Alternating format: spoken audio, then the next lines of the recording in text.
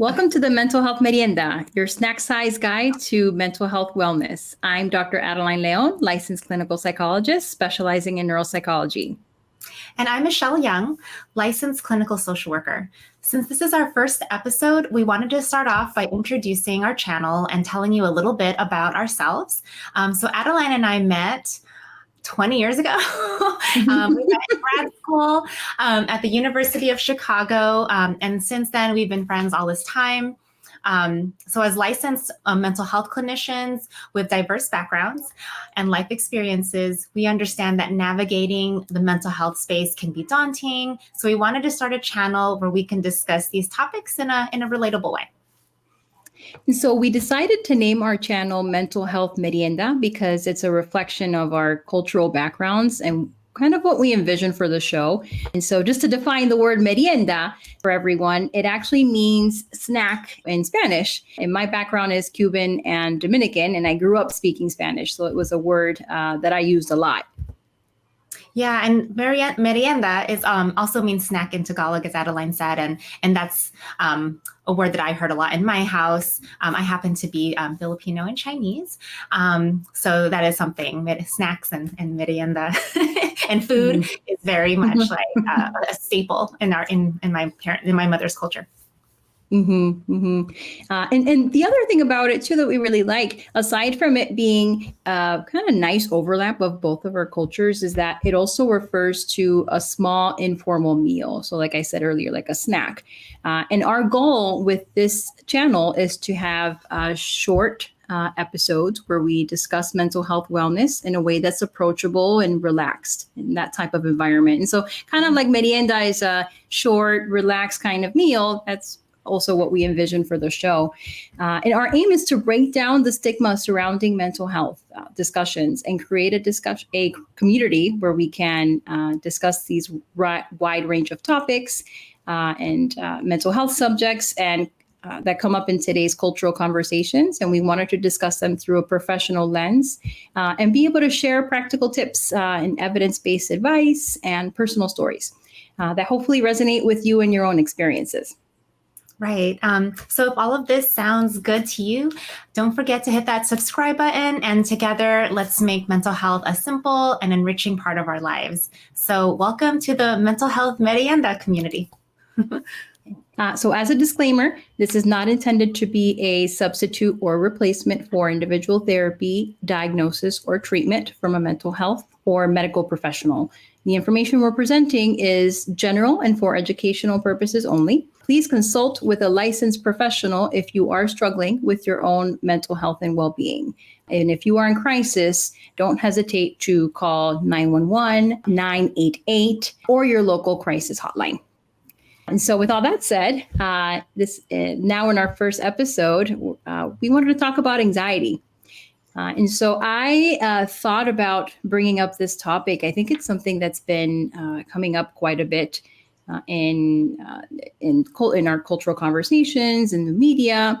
And what really made me think about doing this episode is that I heard an ad for BetterHelp. So that's the online platform for psychotherapy. And it was talking about racing thoughts. And it was saying if you're suffering with racing thoughts, if racing thoughts are interfering with your ability to sleep at night, consider seeing one of our BetterHelp therapists. And I found that very interesting because to me, when I heard racing thoughts, I thought, oh, I think that's referring to anxiety. And I thought it was really great marketing because it's a way to be able to market their services to people who are coping with anxiety, but in a way that reduces that stigma. And it never did the ad actually use the word anxiety. And it was, yeah. So I think that's something that can really resonate with a lot of people because a lot of people are really experiencing those kind of symptoms in terms of anxiety. But Michelle, you have a few stats for us related to that? So according to the Healthy Minds monthly poll, during the last half of 2022, the top things a majority of Americans are anxious about or worried about: inflation. 80% of people polled said inflation is like the top thing that they're anxious about or worried about. Also, recession. And then the third is gun violence. And then other issues that Americans are also worried about include the future of reproductive rights. Again, this was in 2022, so that's the timing. Also, overall politics, climate change, and the war in Russia, the war between Russia and Ukraine. Mm-hmm. Yeah, and I can definitely see how those are very pertinent topics that quite a few people are very anxious about right now. And so when it comes to the actual, more specifically, the groups of people that are most impacted by these levels of anxiety, the overall pattern that we notice is that it really is impacting marginalized groups. So those would be people who are lower income, ethnic minorities, women, people with disabilities. But when we look at the actual stats, 48% of the people polled were women who said that they were feeling anxiety versus men, 32%. When we break it down by race and ethnicity, we see an interesting pattern where there's not that much of a difference when it comes to ethnicity. The range is from 42 to 46%, with Hispanics being the highest at 46%. Wow. Blacks and Asians were 42%. But then for white Americans, you could definitely see a bit of a lower rate. It was 38%. Young people, quite a bit from the ages of 18 to 29, it was 58%. And as the age ranges get older, the rates of anxiety get lower. So it goes from 58 for the youngest group down to 27 for the oldest group, which was 65 and up. And then we see that same pattern in terms of income. Upper income is only a 30% anxiety rate, and then the lower income is 53%. But really where we see the highest proportion of people endorsing anxiety was people with a disability. That was 66%. And then right after that was people living alone, 51%. So you see this pattern of this isolation and being vulnerable and really needing government services and being afraid of how that might impact your day-to-day life. Right. Right. And so now that we have an idea of how anxiety is impacting everyday Americans, I think it would be helpful to clarify, Michelle, what exactly is anxiety?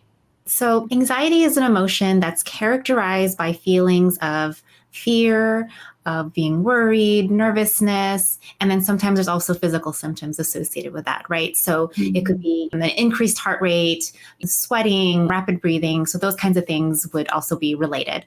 Anxiety in and of itself, that feeling again of being like nervous or fearful, it could be normal in stressful situations, but then it becomes disordered when it becomes excessive, when it's all consuming, when it starts to impair your ability to live day to day. So because you're worrying so much, you're unable to go to work, you're unable to concentrate on school. So that's where something becomes a disorder, it becomes, something diagnosable. So in this case, like an anxiety disorder is when it is impairing you in your day-to-day life.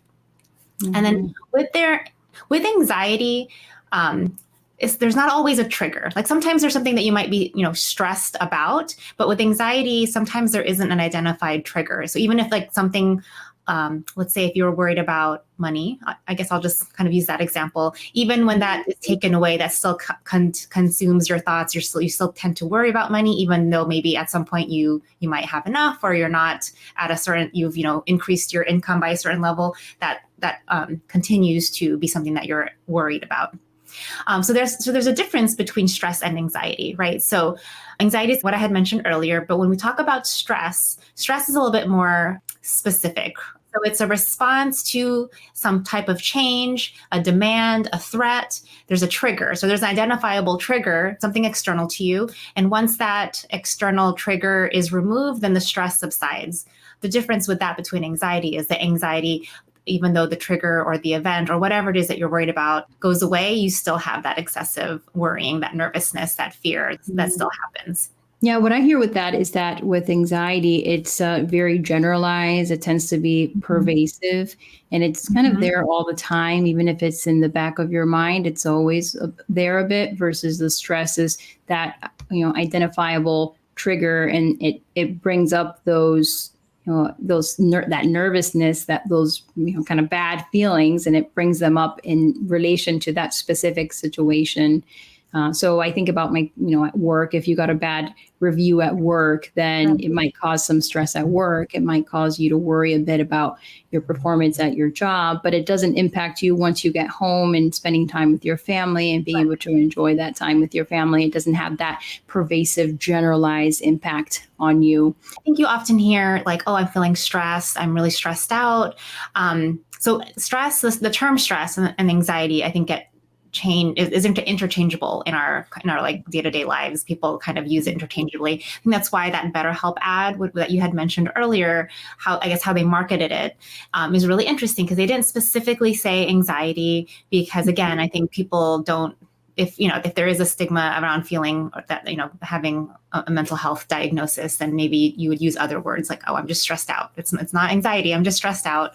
So those things could be used interchangeably. But I think regardless, if that, that worry, that fear starts to consume you, with student debt, I think it's really hard, because for a lot of us, we, depending on the amount of our debt, it could be really large, and it's not something that's going to be fixed overnight or in the short term. So it is something that's going to loom over people in terms of how to address it. And just like the stress and anxiety that comes with, like, how are you going to pay it off? Can you pay it off? And then that's going to, happen over a long course of time, is very impactful of people. Yeah. Yeah, that's definitely something that we can relate to 100% with student debt and how to manage the anxiety and stress that can then lead to anxiety, and how we can manage that. And so, Michelle, when we think about anxiety, I think what a lot of people are likely tuning in for is because they're wondering, how do I cope with this? I think I do have anxiety. So what do I do about it? Some general tips to help with anxiety that helps, with everyone's general mental health. Some things that we could do would be to keep physically active, like exercise. I know, Adeline, when we are talking about my anxiety, one of the things you recommended was trying to actually work out and being more doing that more regularly. That's something I've been trying to do, like as part of my schedule, doing it in the morning. And that's helped me just overall, my overall mental health. So definitely keeping active and exercising regularly. Making sleep a priority. Also something I think both of us are trying to work on, right? And number one, too, for physically active, I'm definitely still working on that one. Right. But making sleep a priority, getting enough sleep is in general good for one's mental health, especially with managing anxiety. And then also, as part of other general things, eating healthy, eating well-balanced meals, and then making sure to socialize. Isolation was a big factor in impacting, anxiety, depression, other like mental health concerns. So, putting yourself out there, seeing people, socializing with people, with loved ones, with family, friends is also just in general good things to do for your overall mental health. But for more specific tips, I don't know, Adeline, do you have any? I do have a few more specific tips. I will say one thing, just to touch on the last thing that you said, Michelle, about socializing. I think that's a big factor that impacted the increase in depression and anxiety during the COVID-19 pandemic. Exactly. Especially for teens, right? Yeah, definitely, with the reduced socialization and teens not being able to go to school and having everything virtually. There's been, and I think we'll continue to see more research coming out about the impact that's had on their learning and social skills. For the more specific tips, thought reframing is one thing that can be very helpful. And so to just describe that a little bit, it's basically taking a negative thought that is impacting your mood, that's leading to anxiety, and reframing it in a more positive light. So I'll just stick with the student loan example, since we've mentioned that a few times. I have a significant amount of student loans, much more than I really want to think about. But with getting a PhD, unfortunately, sometimes that involves quite a bit of student debt.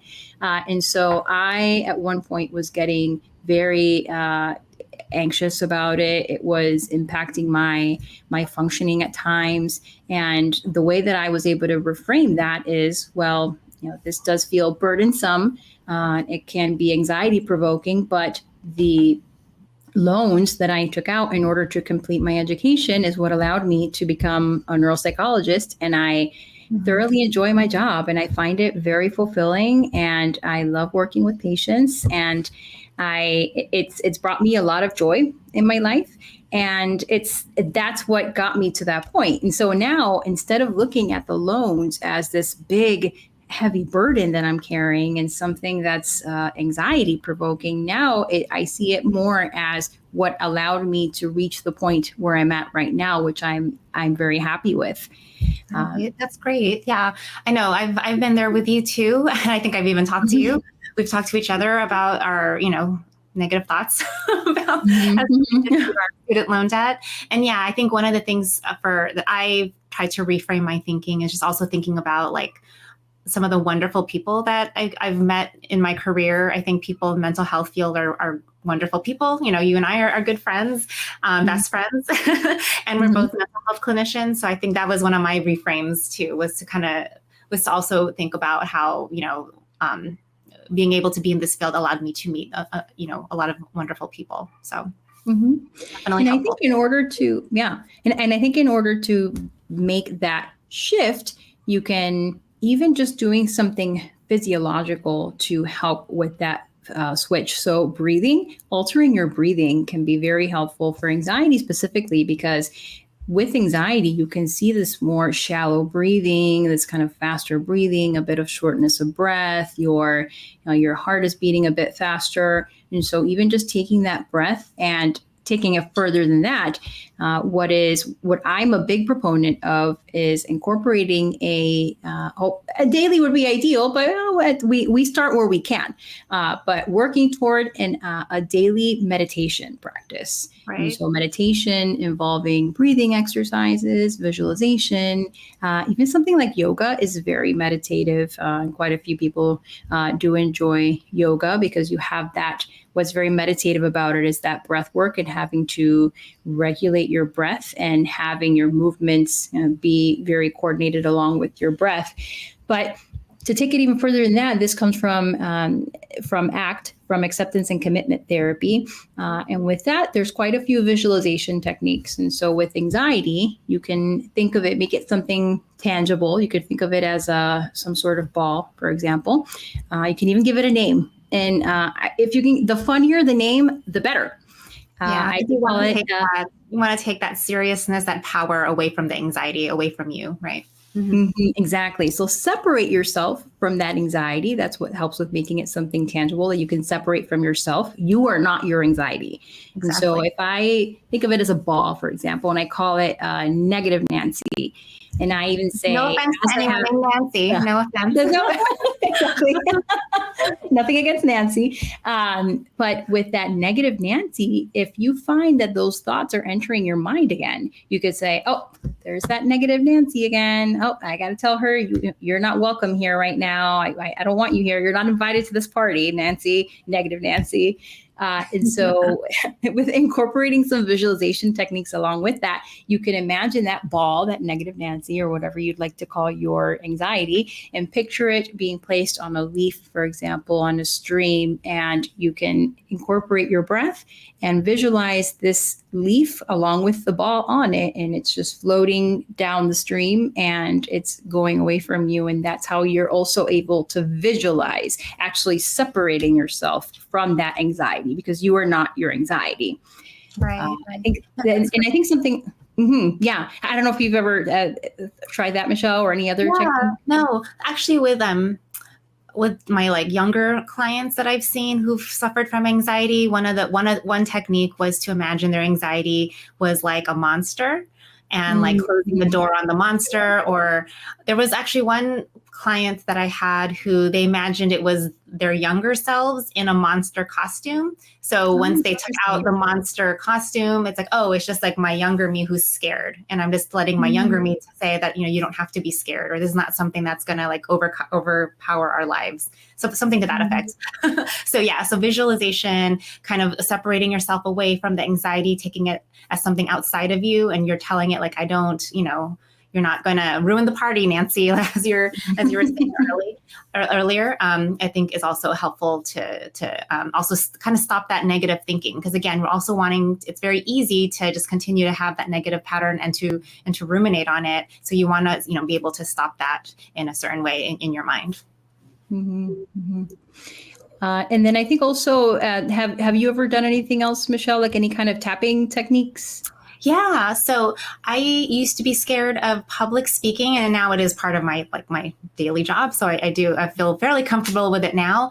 But one thing that I've done again, and it's to disrupt that thinking pattern of like, oh my gosh, I'm nervous about doing this speaking, and then having it then affect, my performance.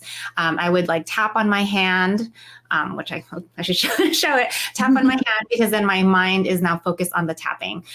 There's other more specific techniques where you tap on different parts of your body, and that is to mimic pressure points like in acupuncture. But then again, the whole purpose of the tapping, at least for myself, was to again disrupt my nervousness, my thinking. Otherwise I was focusing on oh my gosh, am I going to mess up? I'm nervous. And so the tapping helped me break that cycle of just continuing to have that negative thought, and taking it away from my mind. And I think that tapping that you mentioned with the acupuncture points, so that's referred to as EFT, the emotional freedom technique. So that's not specifically, Michelle, what you did, but that might be something that some people who are interested in that specifically can look up more information on it. So another more specific thing that people can do is to identify their triggers. So being mindful of what's making you anxious, what's bringing you stress, and then journaling. I think you and I both have utilized that in our own lives, and also recommended it a lot to patients. Journaling is very helpful in being more self-aware and identifying what it is that's causing you stress, how you're reacting to it, so you can be more mindful about your day-to-day, what's increasing your anxiety, what are those things that are making you stressed.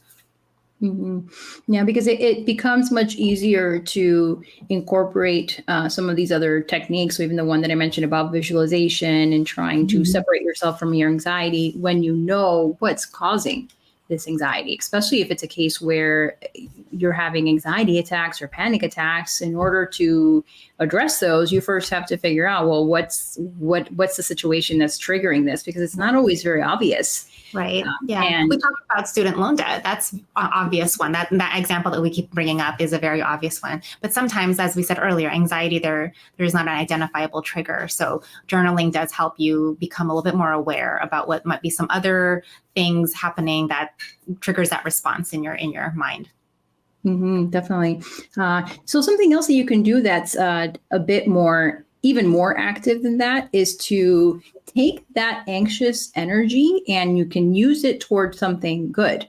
And so if, for example, someone has a lot of anxiety about, something political happening, because there is quite a bit happening politically that can cause quite a bit of anxiety. So instead of just tuning into the news all the time, which is this constant news cycle, and allowing yourself to get so anxious and worked up about it, you can become involved in a sort of political group, something where you're actually taking this energy and that anxiety and using it towards something that would hopefully do some good and maybe resolving the problem to some extent, but at least having you feel where I have some control over this, and I'm not just this passive person who's allowing this anxiety in this situation to take control of how I'm feeling.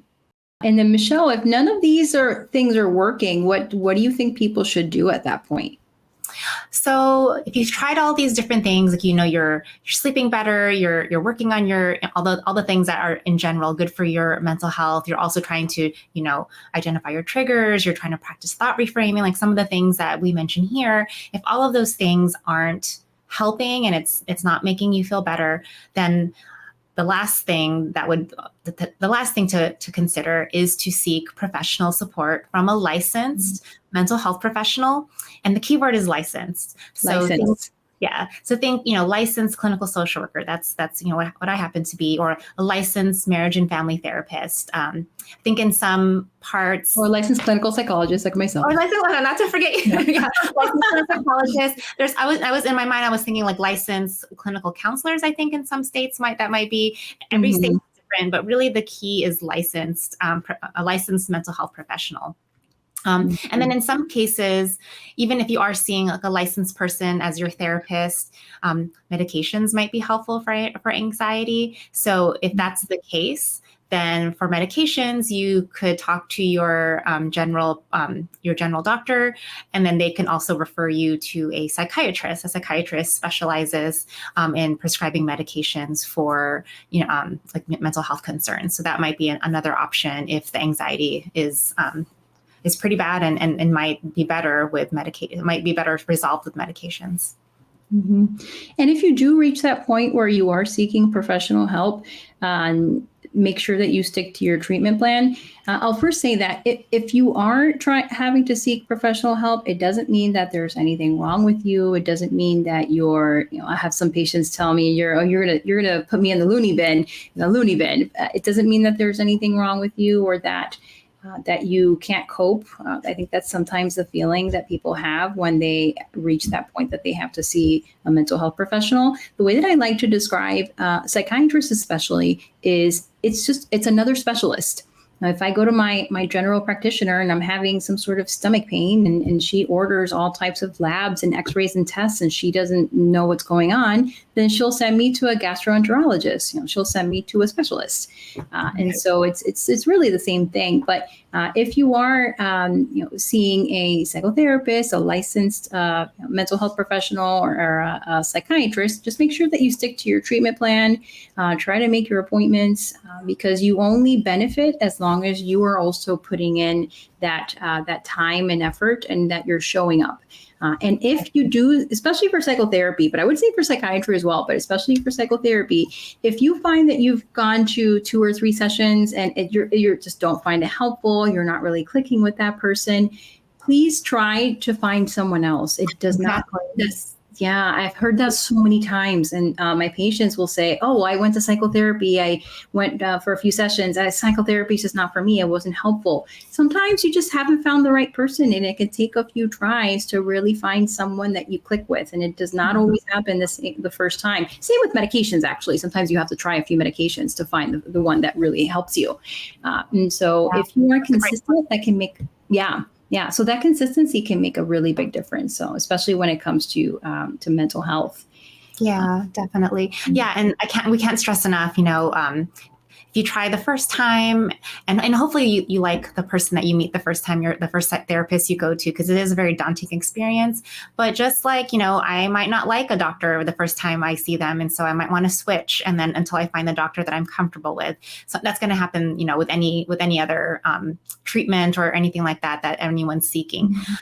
Definitely don't give up the first time. Sometimes I've had people see me and I'm like the third person, the fourth person that they've sought. Really it's all about finding that good fit, that person that you're comfortable with. And again, I want to stress about the licensed part, because as a licensed clinical social worker, I have a certain amount of education.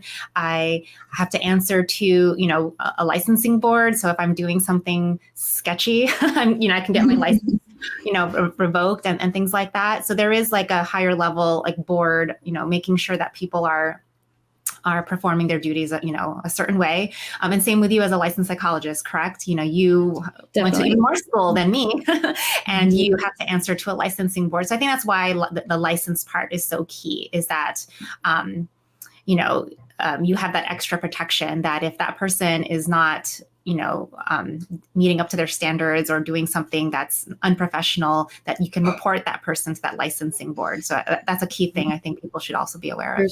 Okay, so that's all we have for today. Thank you so much for joining us on our first episode.